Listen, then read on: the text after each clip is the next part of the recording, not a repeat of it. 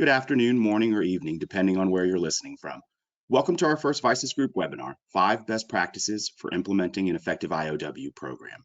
Today, we will be hearing from Vices Group expert Vishal Lagad. Vishal has a master's degree in chemical engineering and over 18 years of experience in the field of corrosion research and consulting. He currently works for Vices Group as an engineering manager with the Asset Management Consulting Group based in Houston, Texas. Welcome, Vishal. Hey, how you guys doing? So to start this off, I'm gonna give us a quick minute to set up in terms of getting people started with what we do and where we are. And while you guys are getting familiarized with the system, the process we're going to do is as we go through this, we're going to ask you some polls and stuff. So be ready with your mouse buttons up there. You'll see it on the screen. You can answer some of the questions. And on this format, there's also a button for questions. You can click through that and you can ask questions anytime during the presentation. What we'll try to do is try to get through those questions towards the end or at certain points during the poll questions. So we'll see how that goes. In the meantime, I want to kick this off by first saying thanks to all the organizers in terms of getting this started and spending a few minutes at the beginning in terms of introducing Vices Group in terms of what we do. If you remember us as Lloyd's Register Energy, we've spent the last 80+ years as a heritage as a company, and we are widely spread across the world. Recently, in 2020, Vices Group split across from Lloyd's Register Energy, and we are carved out as a separate energy company focused entirely on providing services to our clients in the energy sector primarily. And if you look at what we have done, we have about 650+ employees across the world. Currently today, I'm speaking to you from Houston, Texas. In terms of what Vices Group does in our new company profile, I myself, we work with the asset management consulting, and I'm pretty sure a lot of you guys are focused on asset management, consulting, integrity services, and the like. But as a broad capabilities of what Vices Group does, we are spread from right across from oil and gas production to transmission to energy transition and all the way to refining and risk management of all the different assets that go in between. We do a lot of survey and geoengineering as well as different engineering operations and project management.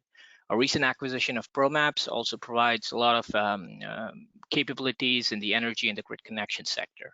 So that's a little bit overview of what Vices Group does.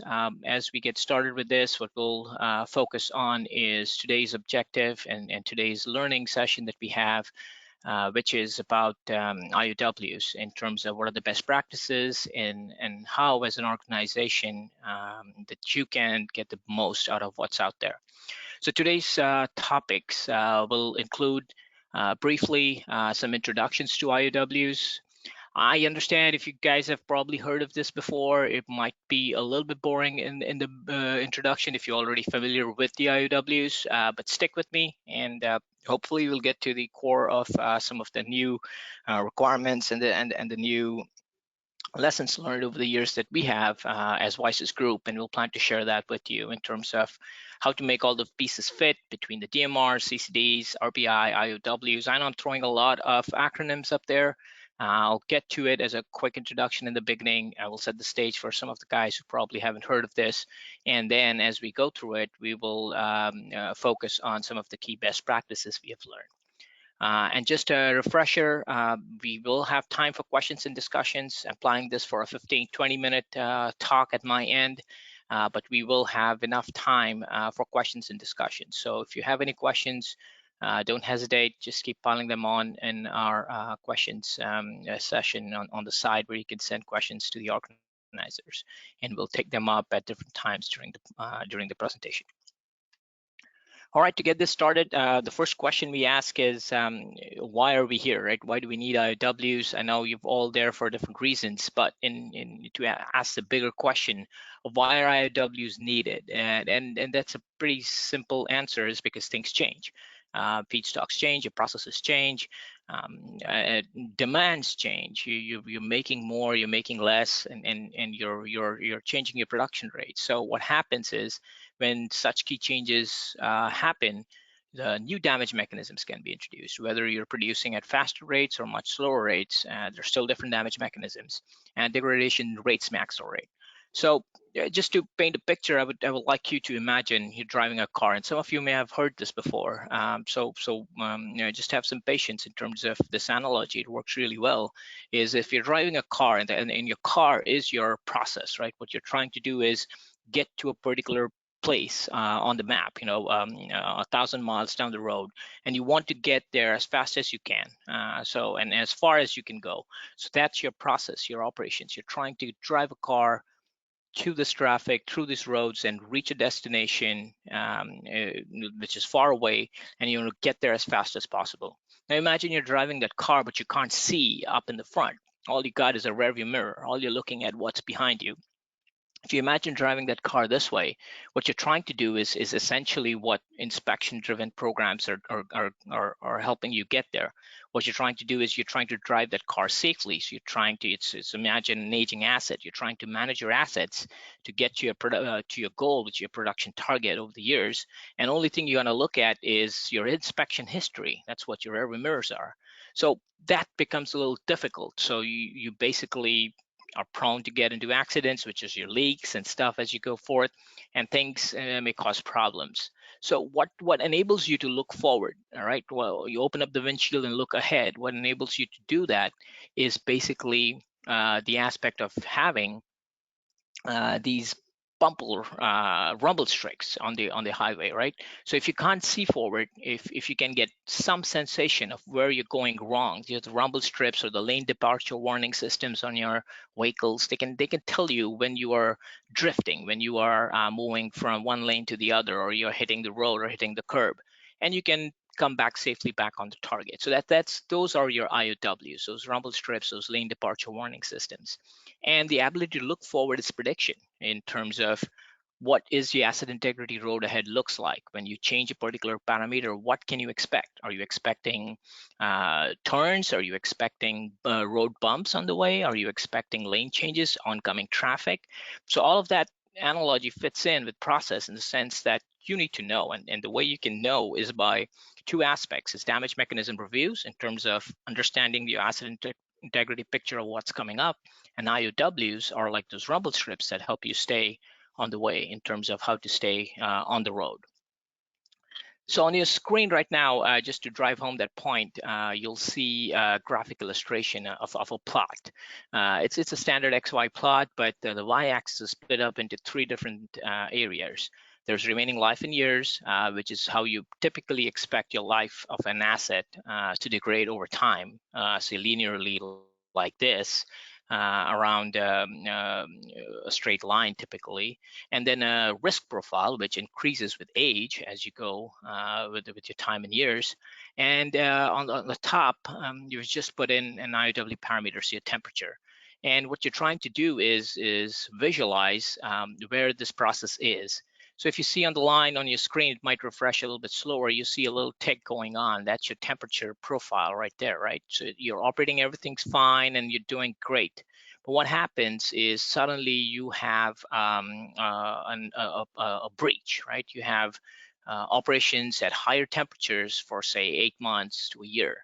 And it's driven by process. You need to do that. You did it. You were up there, and you came back down. What that did was you actually increase your corrosion rate significantly for that duration, and it led to an earlier failure in 12 to 15 years versus your projected one, which was 25 years.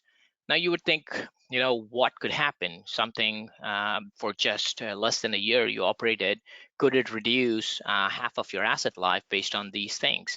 Yes, it can. Some of the mechanisms are really fast acting. Some of the mechanisms are much more corrosive, and the inability to catch them on time can lead to this.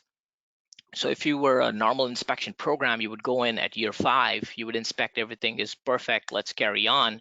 And then when you go in at year 10, you suddenly realize you have 2 to 3 years of life left in your asset.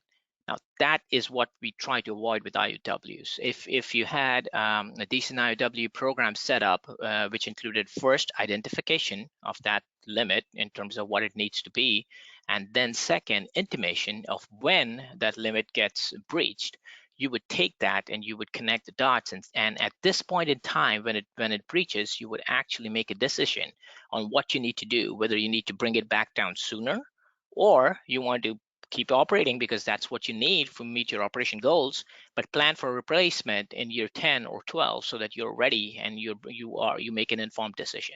And that's all IOWs are about. They're just about helping you make informed decisions in terms of connecting the dots between what the process parameters are and what the result of operating at those conditions are, the cost, the consequence of your actions, you can say. So in a sense, what the IOWs purpose in a nutshell is why you need them, because things change. What are they? They are basically key parameters that can affect these rates, degradation rates and mechanisms.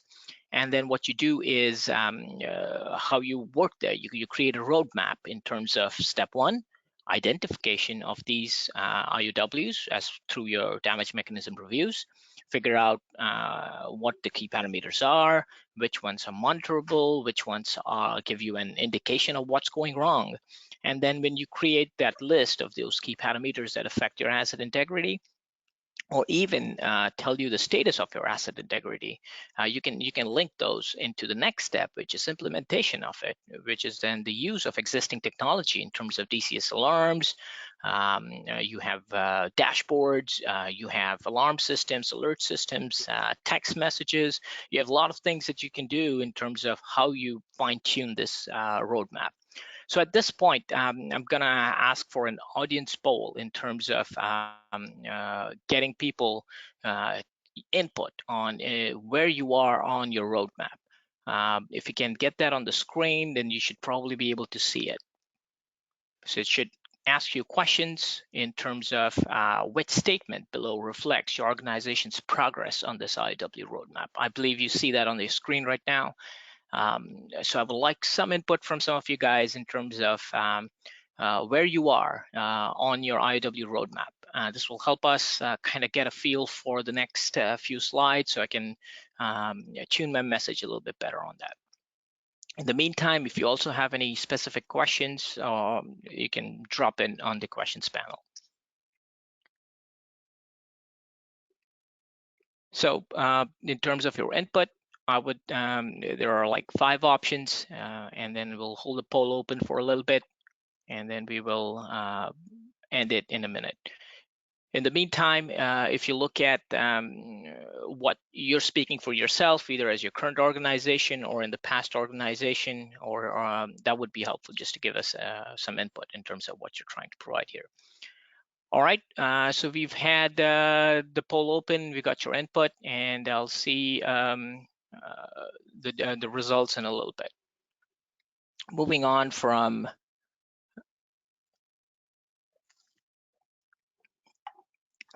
this slide, the next one, what we have is talking about risk ranking, the IOWs. What we're trying to do is taking an input in terms of where the IOWs are coming from into your feed, in terms of if you remember using technology, the reference I gave was using technology to deliver the implementation of the IOWs. You can imagine that it's going to probably generate a lot of input, right? In terms of, hey, you're going above this temperature. Hey, this is happening, and your operators are going to be really, really creeped out by the amount of notifications you would get, and that's really a bad thing. So what we need to do is we need to risk rank these IOWs. So what we need to do is kind of find a filter for the noise. So imagine what you have on screen is just a little process vessel, a pressure vessel up here with a TI indicator, which you probably mapped it as an IOW. When you take that as an input, what you do is you would say, prioritize this. So if it's a priority 1, which means if it's a high risk vessel with the parameters very critical, something will happen. If it reaches a problem, like say a heater tube, tube metal temperature, or something like that, you would want, or something you're operating on an SDHA where you're very close to its SDHA curve temperature, and you don't want to operate in that range. What you would do is create an operator alarm for it. which is a direct action. The operator takes the action, brings that process variable back in control. Here, there's no thought process involved. There's no decision making. Everything is already planned for. Like if it goes here, your operators are trained not to let it happen. So it's a very quick priority one level, and very few alarms will technically end up in this.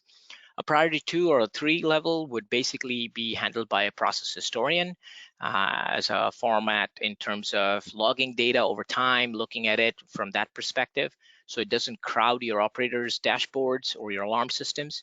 And then from that basis, if it's a priority 4, it just goes as an SME notification, stays in the log board, and finishes through a management of change process. If it is process 2 or 3, it may have a dotted line to an operator action, which is not immediate. It would be something where an SME controls it and says, yeah, we probably can operate it for a week, but nothing longer. We can probably operate it for a month, but nothing longer. Let the operators know that we can operate in this range for a month or so. So that's your dotted lines. And then you do your management of change process, document it, and feed that back to your reliability program or your risk program in terms of identifying what those issues are and where you run from those. In terms of the regulations and standards that drive this process, in the past, the basics, the API 580, 510, they have had their references to IOWs for a long, long time. It may not be written as a word for IOWs, but they've always had references to it. And there are some quotes from 580, says it may be worthwhile to monitor key process parameters to determine operations are maintained within boundaries. That sense in itself is an IOW, right? If you look at API 510, it says the likelihood of failure assessment should be repeated each time an equipment or process changes are made. How do you do that without knowing when process changes are made? So in a sense, the concept of an IOW has historically been in API 510 and 580 for years, right?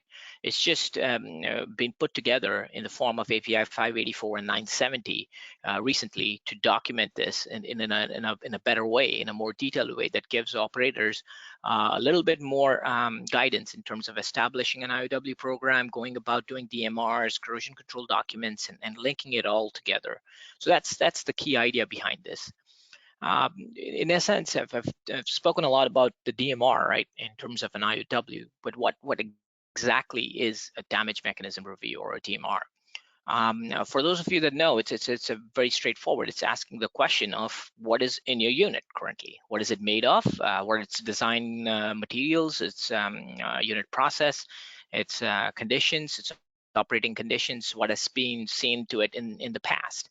So it's just collecting information about all of these things and having a corrosion engineer look at this in terms of identifying potential damage mechanisms, corrosion types and corrosion rates, and then feeding them back in terms of degradation rates and plotting and predicting what would happen with a change in process units, what has happened in the past and what we are supposed to do that for the next one. So performing DMRs typically is not a standard process. We've had a lot of companies provide these as services. A lot of companies internally handle their own DMRs, and there's no perfect way to do it. But there are some best practices that you would suggest that 970 covers some of them in much more detail.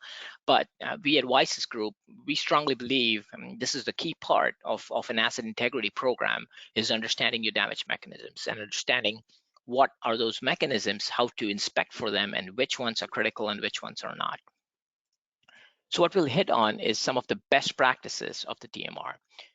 The best practices of the DMR, and I'll go through this list, and maybe at the same time I can run an audience poll, the second one, which kind of talks about the damage mechanism review.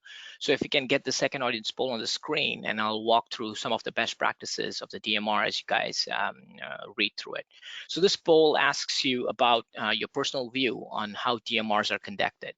You may have attended some of these damage mechanism reviews, you may have participated in them, you may have heard of them, or you might have conducted them yourself. So we'd like your input in terms of what these DMRs or your input on these DMRs are. And while you're doing to this, I'll just quickly step through some of the best practices for the DMR. Identifying corrosion mechanisms and stuff are pretty basic. That's the basic needs. But where you go apart, or where you kind of differentiate yourself, is looking at startup shutdown practices, looking at potential damage mechanisms, doing IOW candidates, doing potential dead legs, and discussions on collateral damages. So all of these things need to be encountered into your DMRs. I think we can close your poll for the DMRs, and hopefully we'll collect through this and we'll see where the results come in through from these. But these are the key best practices of DMRs, and I believe hopefully if you haven't attended a decent DMR in the past, that you get to, because these are really very valuable discussions in terms of understanding what the asset integrity needs of your plants are and how you can manage them safely. At this point, I'd like to kind of show you how some of these pieces fit together in terms of the acronyms we heard and the system. So an RBI system is it's basically just a system or a framework to capture data. It can have inbuilt consequence models. It can have risk ranking frameworks, some of them customizable, some of them not. But in a sense, it's basically a system. It's a software. You can use. You can just use Microsoft Excel if you want, and you can use some of the great software systems that are out there. But in a sense, it's a system that captures data. It takes inspection history, stores it all together, takes your NDE data, you can run risk and inspection plans. What you do need on an RBI is a TMR, which is a damage mechanism review, because what it feeds back into it is the DMR results. Without a good understanding of your damage mechanisms and what to expect, your RBI systems aren't going to be that well. They won't serve you as well. You'll be reliant on inspection history and connecting the dots from the past only in terms of what's happening. And if you haven't connected the dots in the past, well, guess what? Even now, if you perform the same things what you've done again, you're going to get the similar results. It's strongly recommended to have these DMR conditions built into your RBI process. And as part of your DMR is identification of the IOWs. So getting a picture set for inspection plans based on what is your DMR, and identifying those little rumble strips on the highway for you are the IOWs, so that you don't have to keep doing DMRs regularly. You at least know where your boundaries are, so you can come back to it and you can say, okay, we deviated on these conditions, and then your revalidation of your DMRs also becomes easier, and your operation within those risk boundaries becomes a lot easier as well. Those fit into RBI as well. So if you can have to operate outside of the RBI, it can trigger a quick risk run or a new inspection plan that you want to specifically target with that particular RBI. And then CCDs are corrosion control documents. It just serves as a corrosion manual technically. It captures everything together, what you're doing, what your mechanisms are, what your IOWs are. It might be a manual, like a Word document. It could be a repository of data or folders and files on your system that you can link to and see everything in place. So that essentially are all the pieces of the asset integrity puzzle from the corrosion perspective. And as an organization, when you are dealing off, I would like to share some insights in terms of how this works. We've done this for multiple organizations who already had their RBI processes in place, or who had their IOWs in place. So just to share the amount of data and effort needed to conduct an RBI, say it's represented by this circle. If you need a CCD, there's a lot of overlap in there. And then if you need DMR and IOWs, there's again a lot of overlap in the amount of data and effort. What this tries to drive home is the fact that there are a lot of synergies to be had if you don't have an RBI program, or you're trying to get an RBI program done, or you have an IOWs done but no DMR, or you're trying to get a DMR done. There's a lot of overlap in the data requirements and the effort. So a well-managed program would be better to have to do it in a sequential order, or club a lot of these activities together so that they can feed off each other. And that's the overall process for it. At this point, we'd like a quick audience poll on the third one, and that is about representing your current MI program maturity. So if you have that on the screen in a minute, you'll see a quick input box to kind of get your input on where your asset integrity management program is in terms of how you run RBI or DMRs together, or if you have any time-based or RBI method in place, or your inputs on whether these programs, how they work together at your organization. So inputs in this case would be greatly appreciated in this one. All right, we can move on to the next slide and close this poll based on your input. I think I wanted to share one key IOW finding that we've had in terms of the best practices is perceptions. Getting an IOW program or having your attendees sit through and manage it internally on site is one thing, but you're always going to have issues with managing the perceptions of how an IOW program in your organization goes down. You'll see some of the topics are, you'll see, we'll have a lot of alarms all the time. There'll be an alarm flood. I'll get a lot of notifications. That is one of the things people have a concern about, and that's true if it's done incorrectly. But if you manage it properly, you'll see only high priority IOWs will lead to alarms. And then the second thing you'll see is that they're telling us how to run the unit. They'll say they, as in the reliability guys, when do we stop? But the topic you want to twist this out back to them, to the wider audience, is we as reliability people, as risk-based inspection and asset integrity people, we are in charge of keeping things safe, right? So all we want to know is when you change things. You're not asking you not to change them, just tell us when you things change, so that we can change our inspection programs accordingly. We can go either plan for replacements, or we can manage it by inspection. And the other two things that people talk about is the cost, that it's very expensive. It has a lot of questions in terms of how to buy new IOW software. Is it very expensive? What should I do with it? Essentially, they're not very expensive, but you do get what you pay for. If you try to do a DMR and IOW program with the cheapest cost in mind, you might not get the best product. What you want to do is get the best value. So identify the experts who do this correctly, get the people with the experience on the site, and then you will have a pretty good understanding of what the damage mechanisms are and what IOWs need to be incorporated, so you can have a system that actually works. And you don't really need software at first, but if you have a good management software, you can get that input in terms of making the system work really good. So boiling down to the 5 key best practices for implementing IOWs, I think the first one, which you spoke about at length, recapping some of this, is plan for conducting your IOWs as part of your DMRs.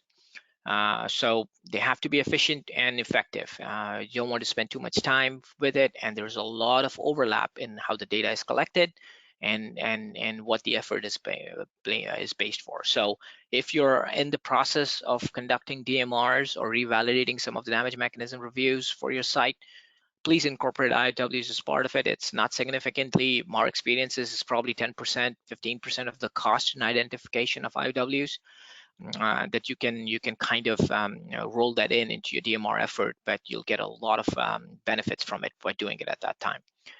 The second best practice that you would need to do is create an IOW framework for decision making. This is very important on an asset integrity and on a plant management level, because you want to cut the noise. You don't want IOWs impeding your process. Let's be honest, the plant is out there to make you money. Right, it's out there to generate the process, to make throughput and do what it's supposed to do. Our job is to keep it safe while we're trying to make it happen.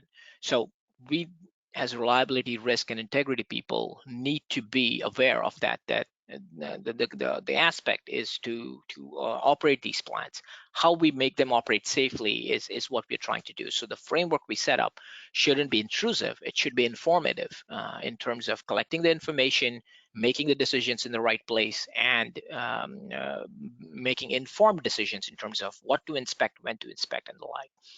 And the third best practice we've learned over the years is a lot of people roll up the sleeves and go in there thinking it's an all or nothing game. I want everything. I want the best software possible. I want everybody, 15 people in the room. I want everything to be thrown at this.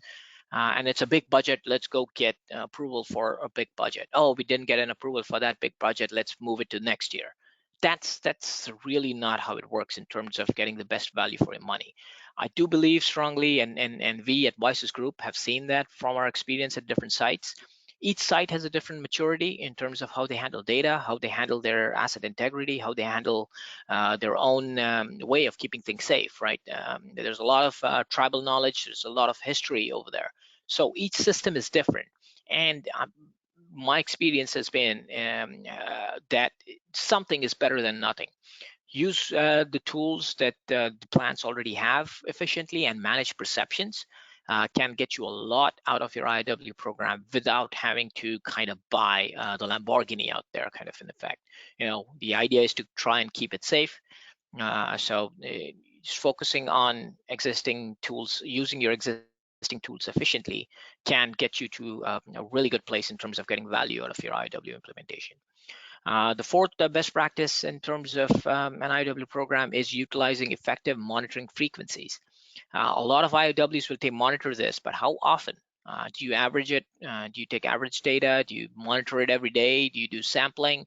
What are the additional costs of sampling? Do we need an online monitor for this? So there's a lot of discussion around monitoring frequencies, and these monitoring frequencies should be in line with what you expect from the mechanism. How fast acting is it? So utilize those monitoring frequencies effectively, and then the actions from it in terms of when it does go about, what am I supposed to do? Should it be an alarm? Should it be an alert? So there's a lot of value to be had by effectively monitoring these correctly and putting them in place. Otherwise, you'll be basically flooding the wrong people with a lot of information that they don't know what to do with. And the last one is informational IOWs. A lot of effort is placed on managing IOWs that are critical, right? But we believe, and we've strongly seen that in the long term, informational IOWs, which are the low risk ones, can provide a lot of insight in terms of how your plant is doing in the longer term. When you come back in terms of 5 years to revalidate your DMRs, if you have a quick log of some of these IOWs over the years, a corrosion engineer or somebody who's well versed with the unit can quickly take a look at what's been done in the past, see what has happened in the last 5 years on some of the key parameters, and very efficiently kind of do your damage mechanism reviews if you get this kind of information that is logged properly. So I would say a lot of people just ignore or neglect the informational IOWs because they're low risk. But I think in the long game, they do add a significant amount of value. And if you have a system set up for collecting that information, logging them effectively and making them available to the right people, it's really valuable information. So wrapping that up, I think that's all I have in terms of sharing information on the best practices of IOWs. At this moment, I think what we'll do is try to go for some of the questions that we have received and kind of cycle through those. Thank you, Vishal. We actually have had a couple come in already. Let's start with one that I think probably applies to a lot of people, and that's, does this approach help chemical companies as well? Yes, that's a very interesting question. A lot of time, the chemical companies are very focused in terms of trying to deliver the same product, right? So the process conditions don't change as much. But what happens is there are some key processes that are built around different materials over time that they degrade and things like that. So IOWs can be helped, but on a very, very focused level. Say for your boiler systems, for cooling water systems, if there are certain areas which are very critical, you can have very focused IOWs on some of these ranges. But DMRs, they can definitely help on your chemical factories. So having a good DMR process to identify some of their issues, can troubleshoot and in terms of identifying areas that you can upgrade your materials on, or focus what your areas are for inspection, and very tiny focus on IOWs as well on your chemical factories for sure, some of them, yes, for the petrochemicals. Yes, Thank you very much. yep. Oh, I was just going to say thanks, Vishal. Go ahead, continue. No, that's it. Any other questions on that? Yeah, there are. So someone here wants to know if you've identified IOWs for oil and gas production facilities. All right, so for oil and gas production facilities, yes, we have. There are different production facilities. I mean, you range from offshore platforms to gathering lines to oil sands production to a gas plant. So covering all of these, we've done IOWs for a bunch of them. Some of them are hard to implement because of the data collection needs in terms of monitoring and updates, but some of them are already in place. And a lot of times IOWs don't have to be parametric based in terms of what you collect information on the process side. They can also be used on key corrosion indicators on the asset side in terms of your thickness readings, having thickness readings at key places give you alerts for how fast you're suddenly corroding at certain places, or looking at your gas processing systems in terms of amines and your dehydration units. So we've had a significant experience, and also we've seen it work at different places in some of these plants where you do a lot of gas processing on your oil and gas production programs. Excellent. Thank you, Vishal. We've had a few questions that are similar in terms of the slides and wanting to know if they'll be available and when. So can we let these ladies and gentlemen know, I'm sorry, when the slides will be available to them and if? I believe yes. We'll make the slides available. I think there might be a way to kind of request it from the webinar itself. But if you have any questions, I have my email address on there. You can just drop me an email if you don't get access to the slides. But we'll definitely plan to share them. It might be an automated email at the end that comes through after the webinar to kind of click on a link, download the slides if you need to. Or in the meantime, if you don't get that, or if you'd like to just reach out to me directly, you can just do that and I'll send these out to you. Excellent. Thank you, Vishal. It looks like we've got a few questions coming in. I know we're wrapping up. Did you want to take one or two more, or should we go ahead and wrap it up and you can reply via email afterwards directly to the questions? Yes, either's fine. Okay, well, let's wrap it up then. And we'll go ahead and, as we just mentioned, these questions will be followed up on by Vishal personally. You will also be receiving slides following the broadcast. That will be it for us. Vishal, I'll let you sign off and we'll call it done there. All right, thank you. Thank you, guys. Thank you for your patience in attending this. Thank you.